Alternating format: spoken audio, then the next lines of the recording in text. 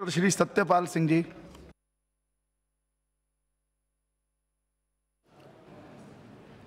आदरणीय अध्यक्ष महोदय, मानवाधिकार संरक्षण विधेयक 2019 पर बोलने का अवसर देने के लिए मैं आपका आभार व्यक्त करता हूं। उसके साथ साथ अपनी पार्टी का भी मैं विशेष धन्यवाद करता हूं, मुझे इस विषय पर विचार रखने के उन्होंने जो मुझे समय दिया। अध्यक्ष महोदय, पहले तो मैं ये निवेदन करता हूं, मैं इस विधेयक के समर्थन में खड़ा हुआ हूं। वैसे भी संशोधक विधेयक के अंदर ऐसी को विरोध करने वाली कोई बात नहीं। डॉक्टर शशि थरूर ने कुछ पॉइंट रखे हैं। इंटरनेशनल कन्वेंट के आधार पर ही उसके जो पेरिस में जो मीटिंग हुई उसके आधार पर भी भारत सरकार इस विधेयक को लाई है। पिछले लगभग 3 दशकों का जो अनुभव रहा कि किस प्रकार से हमारे मानव अधिकार आयोग काम करते रहे, चाहे वो केंद्र में हो चाहे राज्य में हो, क्या उसमें महसूस किया गया। कुछ बातें जरूर सही हैं जो डॉक्टर शशि थरूर ने कही। Pendency of the cases, inefficiency, लेकिन उनसे इन बात का कोई डायरेक्ट संबंध नहीं। कुछ दूसरी बातें मैं उसके बाद में उसकी बातों पर मैं आऊँगा। जैसे मैंने कहा कि जो ग्लोबल अलायंस हुआ नेशनल ह्यूमन राइट्स जो इंस्टीट्यूशंस का, उसके आधार पर उनकी कन्फर्मिटी में भारत सरकार इसको जो है इस बिल को ला रही है। और जो ये बात सही है कि कई बार चाहे हमारा नेशनल ह्यूमन राइट्स कमीशन हो या स्टेट ह्यूमन राइट्स कमीशन हो, मुख्य न्यायाधीश जो सुप्रीम कोर्ट की जो है सेंटर में ज़रूरत है या chief justice of high court की जो स्टेट में ज़रूरत है, कई बार वो नहीं मिलते। ये बहुत ही बड़ी प्रैक्टिकल प्रॉब्लम है। उसके कारण जो कई बार जो जगह थी वो कई बार खाली रही। एक महिलाओं को भी सदस्य बनाना है, बहुत समावेशी बनाने का, मैं इसके लिए भारत सरकार का बहुत बहुत अभिनंदन करता हूं कि उन्होंने इसके लिए वो किया है। जहां टर्म और टेन्योर की बात है, जहाँ डॉक्टर शशि थरूर जी कह रहे थे, अधिकतर दूसरे जितने कमीशन है वहाँ पर जो टेन्योर है 3 साल का, in conformity those commissions, that is why they are reducing the tenure in this commission also. अध्यक्ष महोदय, मानव अधिकारों पर विचार करते समय मैं इसकी ऐतिहासिक पृष्ठभूमि पर कुछ विचार रखना चाहता हूँ जो मुझे बहुत जरूरी लगता है। आजकल के युग में हमारे अपने पीपी चौधरी जी यहाँ नहीं हैं। 2015 में मुझे और श्री पीपी चौधरी जी को ब्रिटिश पार्लियामेंट के वहाँ पर एक समारोह में मुझे बुलाने का एक मौका मिला। हाउस ऑफ लॉर्ड्स में मैग्ना कार्टा को पर के बहुत बड़ा वर्ल्ड कॉन्फ्रेंस था। वहाँ पर आने वाले अधिकतर स्पीकर्स विशेष रूप से जो ब्रिटिश लोग थे इस बात को कह रहे थे कि दुनिया के अंदर मानव अधिकारों की जो शुरुआत हुई, जो मूल बात शुरू हुई, वो मैग्ना कार्टा से शुरू हुई 1215 के अंदर। मैं वहाँ पर भी इंग्लैंड के अंदर लंदन में इस बात को कह रहा था। ये मैग्ना कार्टा जो है, जो 800 साल पुरानी बातें हैं, उसे हजारों लाखों वर्ष पहले हमारे देश के अंदर इस नामों से नहीं था। ये बात ज़रूर है कि मैग्ना कार्टा के बाद फ्रांस पहला देश था दुनिया का जिसने 1789 में उनके यहाँ मानव अधिकारों की जो किया। उसके बाद अमेरिका आया 1791। उसके बाद 2 विश्व युद्ध हुए, उसमें United Nations Declaration of Human Rights आई 1948 के अंदर। सन 48 के अंदर उन्होंने जो है मानव अधिकार आयोग के गठन के बाद जो है उन्होंने इसका एक डिक्लेरेशन किया था।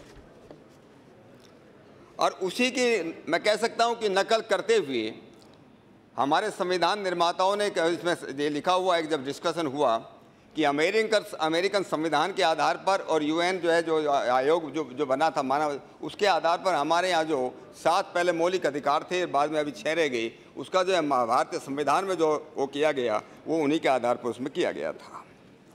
तो इसे मैं कह सकता हूँ, बात सीधे है कि मानव अधिकारों की जो संकल्प है एक पश्चिमी संकल्पना है। ये हमारी जो है हमारे देश की या भारतीय संस्कृति में इस प्रकार की संकल्पना को महत्व नहीं दिया गया। मैं ऐसा कहना चाहता हूँ, सारी इस बात को लोग मानते हैं कि मानव इस सृष्टि की एक विलक्षण कृति है और उसकी विलक्षणता के पीछे का कारण क्योंकि वह सर्वश्रेष्ठ है।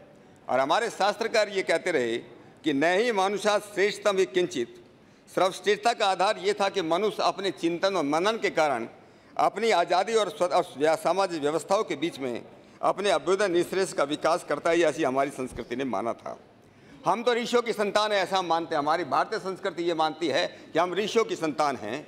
जो लोग ये कहते हैं कि वो बंदरों की औलाद हैं, ऐसे लोगों की भावनाओं को भी मैं को ठेस नहीं पहुंचाना चाहता। अगर जो लोग ये मानते हैं, मैं ये मानता हूँ, भारतीय संस्कृति ये मानती है कि हम ऋषियों की संतान हैं, मुनियों की संतान हैं। जो लोग ये मानते हैं उनकी भावनाओं को मेरे को ठेस है। मैं ये केवल ये कहना चाहता हूँ कि अभी मुझे बोलने दीजिए, हमारी संस्कृति परंपरा में मानव मनुष्य निर्माण पर जोर दिया गया। आएगा then speak now please बैठिए महुआजी, बैठिए कनिमोजी, बैठिए, let me speak now, listen man, freedom of expression, आपका टर्न आएगा then you speak, next is yours Kanimozhi, आपका अगला ही होगा। please sit down Mahuaji. Saugatada please आप बैठिए, please cooperate. Saugatada please you know more than me, please sir ji okay you just Mahuaji your turn will come।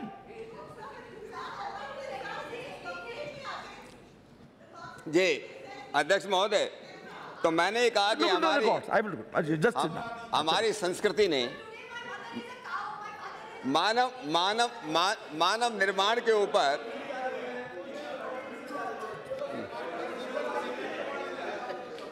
जो लोग मानव अधिकारों की कीमत नहीं समझते तो इस तरह से बीच में वो करते हैं। हमारी संस्कृति और परंपरा ने मनुष्य के निर्माण पर बल दिया, मानव अधिकारों के उस पर नहीं, कि संस्कारों के बल पर एक मनुष्य को कैसे संस्कारवान बनाया जाए, कैसे अच्छे इंसान का निर्माण किया जाए, इस बात पर जोर दिया। हमारी संस्कृति निवेद ने कहा कि मनुभाव अच्छे मनुष्यों का निर्माण करो। ऐसे संस्कारों से धर्म के आधार पर सच्चा इंसान बनने के पे और कर्तव्य परायणता पर उन्होंने जोर दिया। और हमारा धर्म केवल ये नहीं कहता कि मंदिर में जाओ, मस्जिद में जाओ, गुरुद्वारे में जाओ। हमारे लोगों ने, हमारी संस्कृति ने कहा कि धर्म उस चीज़ का नाम है कि सूर्यताम धर्म सर्वस्वम श्रुत्वा चैवनुवर्त्यताम आत्मनय प्रतिकूलानि परेशान न समाचरित। जो मैं अपने लिए नहीं चाहता हूँ मैं दूसरे के प्रति मैं करूँ। अगर मैं चाहता हूँ कि मुझे कोई डिस्टर्ब न करे, मैं दूसरे को डिस्टर्ब नहीं करूँ बोलते हुए। ये धर्म है। धर्म केवल मंदिर, मस्जिद, चर्च में जाने का नाम नहीं है। जैसा व्यवहार हम अपने साथ चाहते हैं ऐसा व्यवहार हम दूसरे के साथ करें, यही धर्म का आधार है। और इसलिए हमारे उसूलों की कहा, हमारे लोगों ने माना, केवल धर्म उसके आधार की बात नहीं कि उन्होंने कहा कि सर्वे भवन्तु सुखिनः, दुनिया के सब लोग सुखी हों। सर्वे भवन्तु सुखिनः सर्वे सन्तु निरामयाः, सब स्वस्थ रहें। ये बातें जो है केवल उन्होंने ये नहीं कहा कि केवल मात्र जो है केवल आदमी के लिए नहीं, हमारे वेदों ने इस बात की घोषणा की थी कि मित्र से चक्षुषा सर्वाणि भूतानि समीक्षन्ताम मित्र से चक्षुषा समीक्षामहे। हम सब प्राणियों को मित्र की दृष्टि से देखें, दोस्तों की दृष्टि से देखें, केवल मात्र मनुष्य को नहीं, लेकिन दुनिया के जितने प्राणी हैं उन सबको मित्र की दृष्टि से और उसकी दृष्टि से देखें। इसलिए हमारे यहाँ पर कभी भी हम लोगों ने कभी भी ये मानव अधिकारों की बात, केवल कर्तव्य संस्कार अच्छे उसकी हमने बात की। हमने वसुधैव कुटुंबकम का नारा दुनिया को दिया। और इसलिए मैंने कहा कि ये जो संकल्पना है मानव अधिकारों की, ये पश्चिमी संकल्पना है। हम लोगों ने इस बात पर जोर दिया कि आदमी जो है त्याग करके भोग करे, बांट करके खाना सीखे, बांट करके खा कर आगे बढ़े। ऐसे मानव अधिकार सिखाने की, इसलिए क्योंकि हम लोगों ने ये सोचा कि मानव जो है इस सृष्टि का ट्रस्टी है। इस सृष्टि के अंदर जो भी किया मानव उसका जो एक ट्रस्टी है। इसलिए चाहे पशु हो, पक्षी हो, चाहे पेड़ और पौधे हो, सबका उसको ट्रस्टी उसको माना गया। अध्यक्ष महोदय, हजारों लाखों लोगों का कत्ल करने वाले, धर्म के नाम पर लूटने वाले, अत्याचार करने वाले, जमीन जायदाद और देशों पर कब्जा करने वाले ही बाद में मानव अधिकारों की बातें करने लगे। ये इतिहास बताता है इस बात को, ये मैं नहीं कह रहा हूँ, ये जो इतिहास इस बात को बताता है कि जिन्होंने लाखों लोगों को मारा होगा, चाहे अमेरिका का इतिहास देखिए, न्यूजीलैंड का इतिहास देखिए, ऑस्ट्रेलिया का इतिहास देखिए, यूरोप का इतिहास देखिए, जिन्होंने धर्म के नाम पर अब उसके जो है अपने रिलीजन के नाम पर वो किया है, लोगों को बांटा है, एबॉर्जिन्स को मारा है, ट्राइबल्स को मारा है, वही लोग बाद में जो मानव अधिकारों की बात करने लगे। जब तक हम लोग कर्तव्य प्राण और इसकी बात नहीं होगी तब तो हम अधिकार लेकर भी हम लोग क्या करेंगे। हम सब जो यहाँ पर जो है यहाँ बैठे हैं, इस प्रकार का देश में माहौल पैदा करने के लिए, ऐसे कानून बनाने के लिए, ताकि मानव को अच्छा इंसान कैसे, उसको अधिकारों की रक्षा हम कैसे कर सके। अध्यक्ष महोदय, मैं आजकल के जो मानव अधिकार संगठन अपने अनुभव के आधार पर कुछ बात बताना चाहता हूँ। अलग अलग नामों से मानव अधिकार संगठन काम करते हैं। बहुत तरह के संगठन है इस देश के अंदर। को अखिल भारतीय के नाम पर हैं, को राज स्त्री हैं, को मानव अधिकार के नाम पर हैं, को संगठन हैं, को भ्रष्टाचार विरोधी हैं, को अपराध विरोधी हैं, पता नहीं को लॉयर्स के, कौन को उसके नाम पर अलग अलग नामों से ये लोग करें। और ज़्यादातर, मैं सबको नहीं बोल रहा हूँ, ज़्यादातर इस देश के अंदर जो मानव अधिकार संगठन हैं उनकी जो फंडिंग है बाहर से होती है। ज़्यादातर मैं बोल रहा हूँ, ये जो है ये बात इज नो रिकॉर्ड।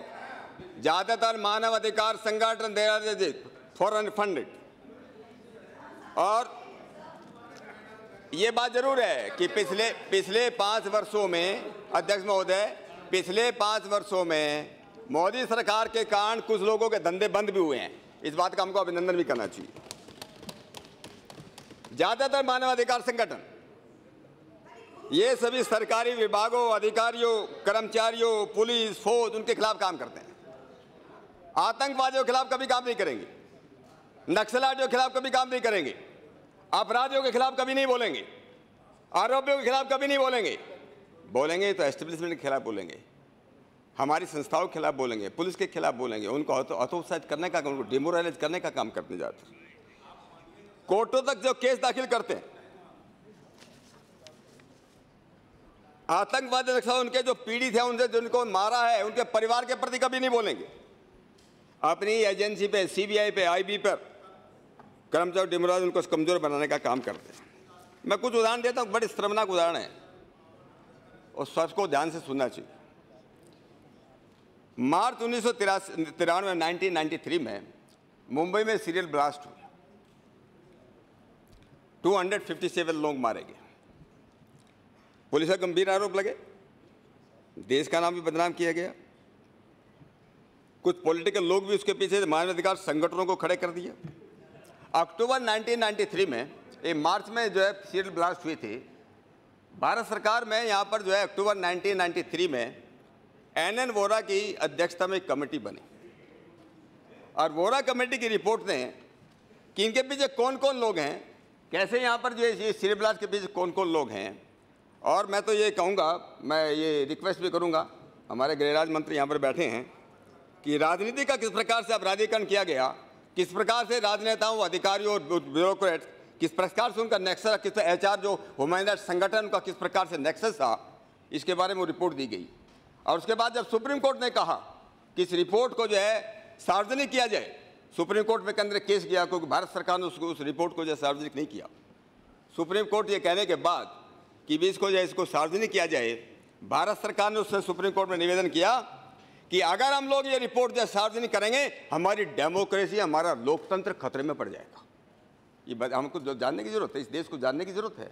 ये कौन लोग हैं जो इसके पीछे थे, ये कौन लोग हैं जिनका गैंगस्टरों से संबंध था, कौन लोग ये उसको ये संगठन थे, कौन लोग ये मिले हुए थे। तो मैं जरूर ये निवेदन करूंगा कि ऐसे लोगों को जो है वो बताना चाहिए। इसी संसद के ऊपर 2001 में सबको मालूम है 13 दिसंबर को इसी संसद के ऊपर हमला हुआ। अफजल गुरु उसका मास्टरमाइंड था। 2002 में बड़ा फास्ट ट्रैक वो हुआ, उसमें अटल जी की सरकार थी, यहाँ उसको फांसी की सजा सुनाई गई 2002 में। 2002 से लेकर के 2013 तक ये मानवाधिकार संगठन, कुछ पॉलिटिकल पार्टीज इसको पॉलिटिसाइज करती रही और 2013 में जाकर के उसको जो करके फांसी लगी, तब भी लोगों ने कहा एग्जीक्यूशन इज पॉलिटिकली मोटिवेटेड। ये मानवाधिकार के संगठन के काम कर रहे हैं। ऐसे आर्टिकल लिखे गए। याकूब मेमन जो हमारे 1993 मुंबई ब्लास्ट का एक मुख्य आरोपी था, क्या को सोचता है टाड़ा का आरोपी, उसको 2007 में उसको फांसी की सजा जो सुनाई गई, 2015 में जाकर रात के 3 बजे। ऐसे हमारे लोग हैं, जैसे मैंने कहा, ये कुछ संगठन है, मानवाधिकार संगठन है, कुछ हमारे एडवोकेट, उसके अंदर भी कुछ इस प्रकार के लोग हैं। रात के 3 बजे किसी साधारण आदमी के लिए, किसी सज्जन आदमी के लिए आज तक जो है सुप्रीम कोर्ट नहीं खुला। रात के 3 बजे याकूब मेनन एक टेररिस्ट के लिए, एक आतंकवादी के लिए रात के 3 बजे हमारा सुप्रीम कोर्ट खुलता है। क्या यही है इस प्रकार के मानव हम बात करते हैं?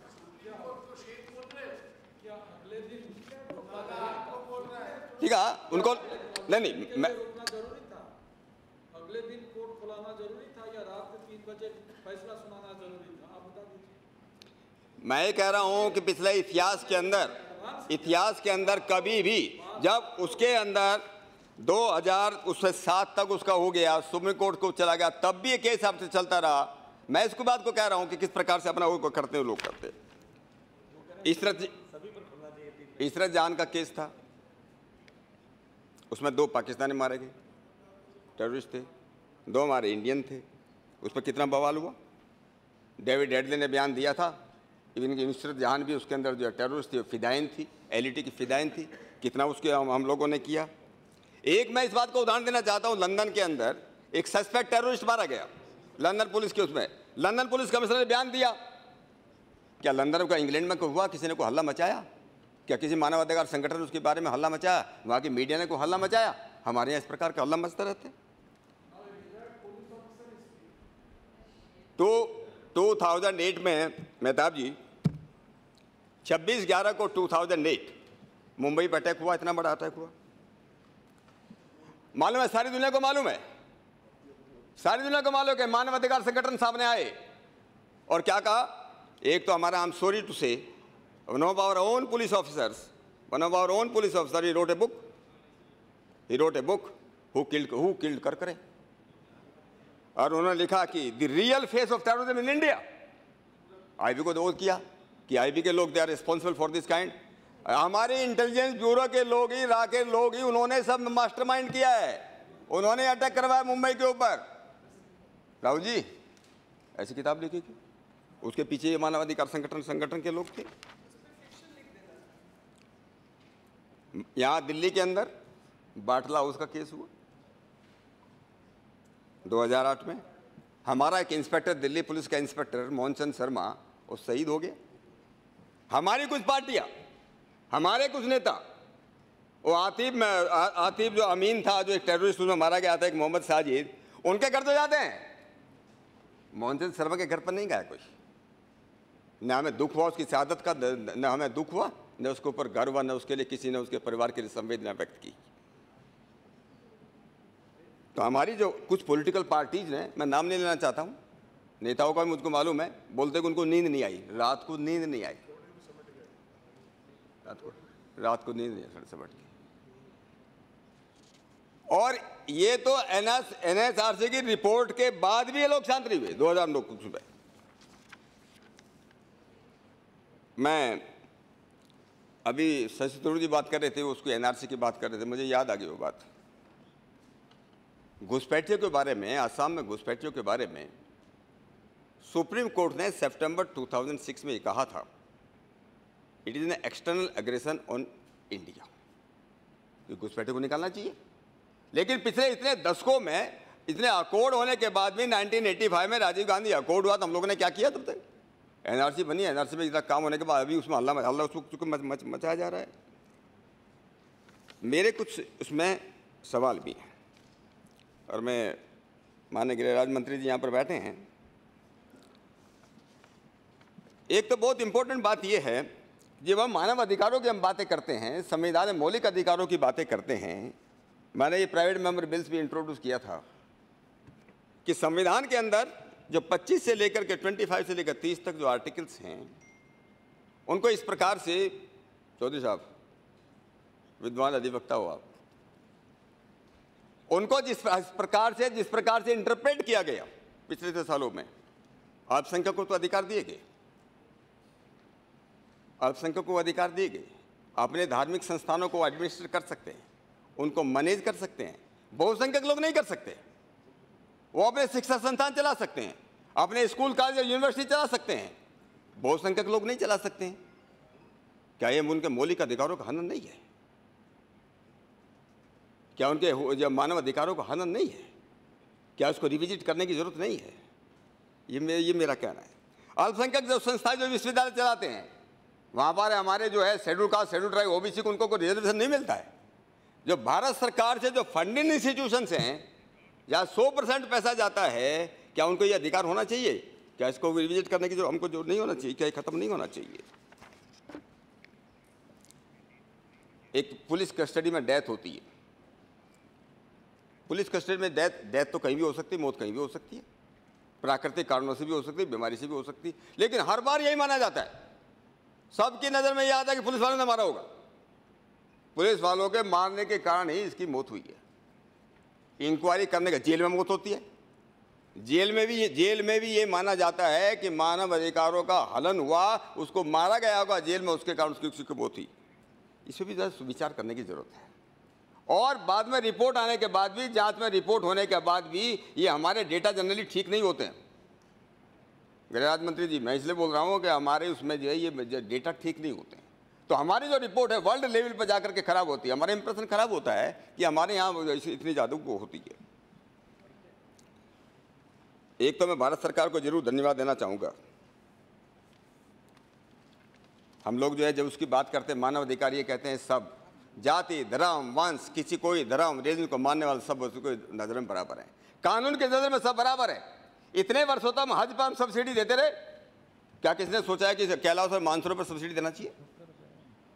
किसने नहीं सोचा। ये तो मैं मोदी सरकार का अभिनंदन करूंगा कि अभी 2019 में उन्होंने हज सब्सिडी को उन्होंने जो है उसको जो है बंद किया है। और इसलिए अपने नकवी साहब का बहुत अच्छा स्टेटमेंट था कि हज सब्सिडी के छल को मोदी सरकार ईमानदारी के बल पर ख़त्म किया। बड़ा मैं उसके मैं अभिनंदन करना चाहता हूँ।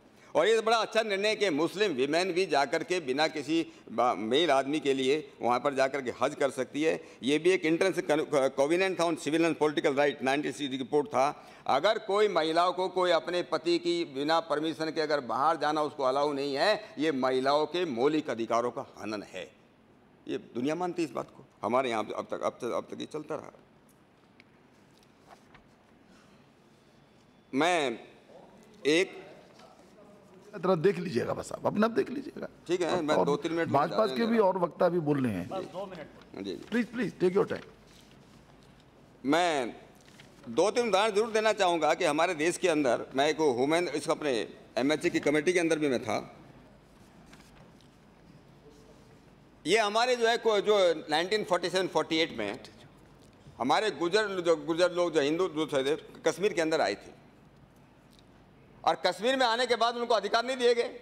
भारत सरकार के वो जो है नागरिक बने, लेकिन कश्मीर के अंदर वोट नहीं कर सकते, उनको कोई अधिकार नहीं, उनके बच्चों को एडमिशन नहीं, उनके बच्चों को कोई नौकरी नहीं। क्या पिछले 70 वर्षों ने हमने इस बात पर ध्यान दिया कि उनके भी कोई मौलिक अधिकार हैं, उनके भी कोई ह्यूमन राइट्स हैं?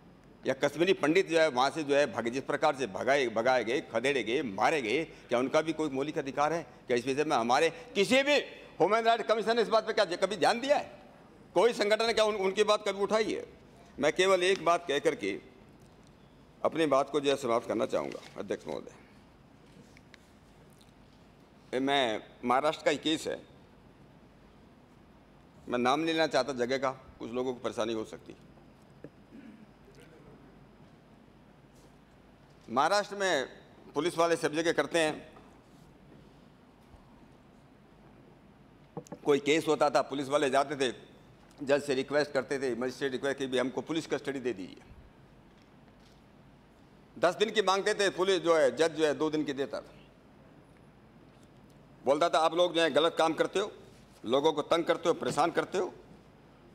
अनफॉर्चुनेटली उसी जज के घर पर जो है HPD घर फोड़ी होगी, हाउस ब्रेकिंग होगी। पुलिस ने जो है 2-4 दिन के बाद आरोपी पकड़े गए। पुलिस वालों ने बोला कि वो क्योंकि आदत थी जज साहब को और पुलिस वालों को 2 दिन से ज़्यादा देते नहीं, तो पुलिस वालों ने कहा कि साहब 2 दिन की पुलिस कस्टडी दे दिए। नहीं, 2 दिन क्यों मांगते, 10 दिन के लीजिए। पुलिस कस्टडी मिल गई, 1 हफ्ते तक इंट्रोगेशन चलता रहा। उसके बाद वो जज साहब वहाँ थाने में गए कि भाई माल मिला कि नहीं, माल बरामद हुआ कि नहीं हुआ, जो घर से चोरी हुआ था। कहता साहब ये बोल ही नहीं रहा। कहता ऐसे कैसे बोलेगा, ऐसे कैसे बोलेगा, अरे आपने इसकी पिटाई किया क्या? जज के घर पर चोरी होती है तो उसकी पिटाई होना चाहिए। अगर आतंकवादी टेररिस्ट दूसरों को मारता है तो हम खड़े हो जाते हैं, हम मानव अधिकारों का नाम लेकर के लिए खड़े हो जाते हैं। मेरे परिवार का कोई आदमी मारा जाता है, आरोपियों के हाथों मारा जाता है, टेररिस्ट नक्सलाइट के हाथों मारा जाता है, तो मैं चाहता हूँ कि सरकार उसके पर कड़ी व्यवस्था करे। हम लोग किस प्रकार से एक मैं कह सकता हूँ एक क्रम से पाखंड तो मुझे नहीं कहना चाहिए कि, लेकिन किस प्रकार की दोहरी नीति हम लोग रखते हैं।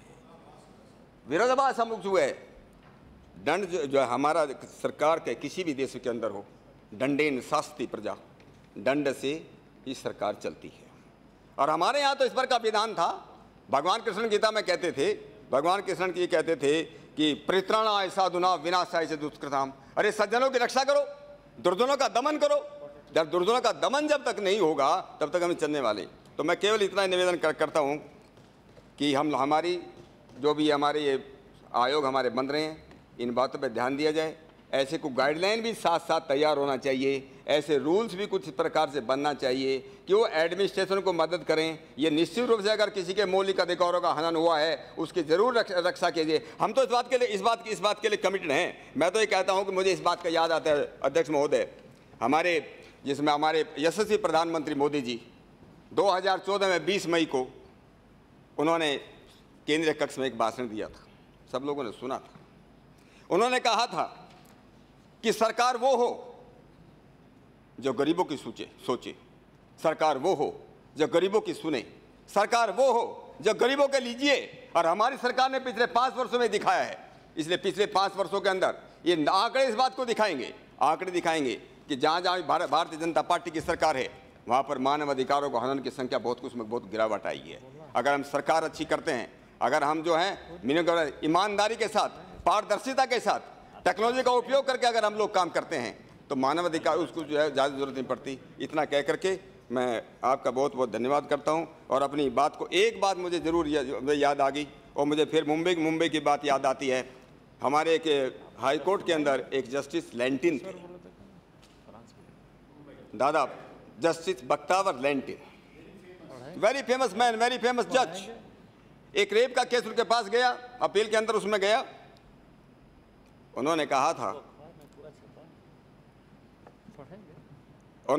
था human rights should be protected of humans. आदमियों के ह्यूमन राइट्स की प्रोटेक्शन होना चाहिए, not of brute and rapist. आतंकवादियों के मानवाधिकार नहीं, रेपिस्ट के मानवाधिकार नहीं, गलत लोगों के मानवाधिकार नहीं। मुझे लगता है हम लोगों को इससे सीख करके अपने काम को आगे बढ़ाना चाहिए। इतने क्या अपनी बात को मैं समाप्त करता हूँ। आपका पुनः बहुत बहुत धन्यवाद।